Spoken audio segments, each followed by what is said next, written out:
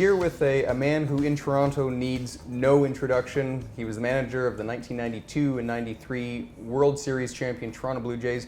Cito Gaston, thank you so much for joining us today. My pleasure. So you've been a special advisor to the Blue Jays for quite some time now, so that gives you a pretty unique insight into the team and the development of the players. So who do you see on the Jays squad today who would have those same leadership qualities, that same command in the clubhouse? I think they have a few in there myself, I really do. Batista's a leader in the way that he plays the game. I don't think he talks a lot in the clubhouse, but he plays the game hard, him and Edwin. But I think Donaldson's one of the guys that really lead by talking to guys in the clubhouse, along with Russell Martin too. I've always heard he's a great clubhouse leader too.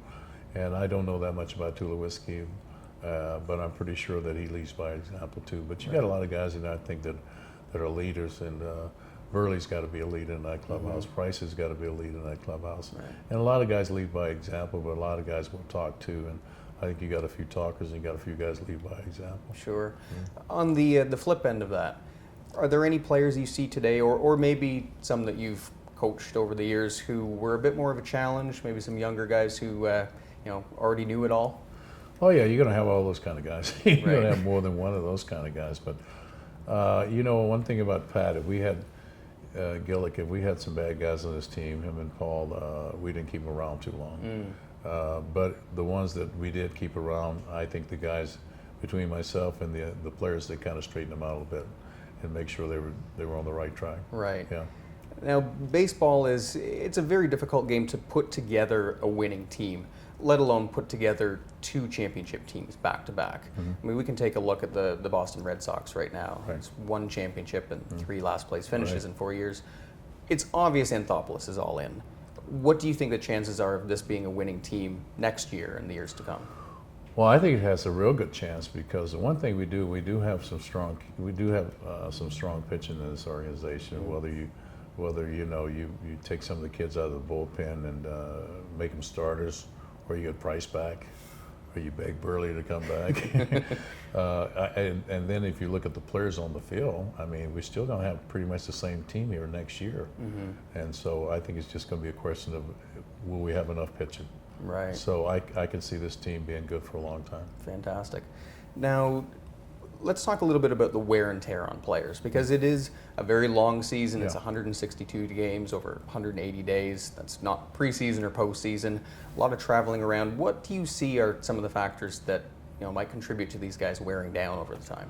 Well, you can, and I don't think people really realize that you play 162, but you play another 30 in spring training. Right. So you play close to. We used to play exhibition games too. We'd be close to 200 games before the season's over with. So, as a manager, you try to get guys rest here and there, and I always had a policy: if you needed a day off, come and tell me.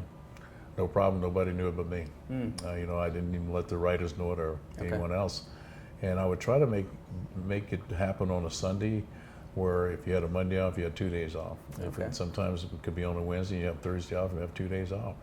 And of course, I think this team here, the bench is probably stronger than any bench that we ever had. In the 92 and 93 season too. And a little bit more players, better players on the bench over here, which makes this team different too in a lot of ways. And so you can afford to give guys days off here and keep the other guys, pretty fresh the whole season. Sure. I know Donaldson had many days off because he probably he doesn't want a day off, but that's the kind of player he is. Right. Yeah.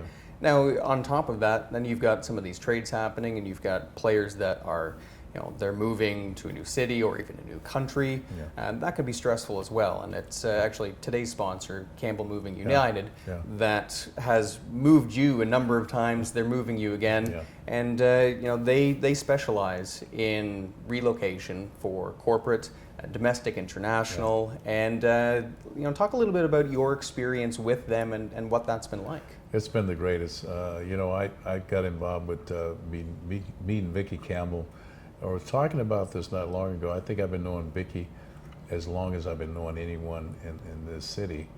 And she's moved me I don't know how many times, and every time it's been quality moves, and continue to be that way. We have not only has she moved me around, and we've become friends, and we also traveled together and played some golf together.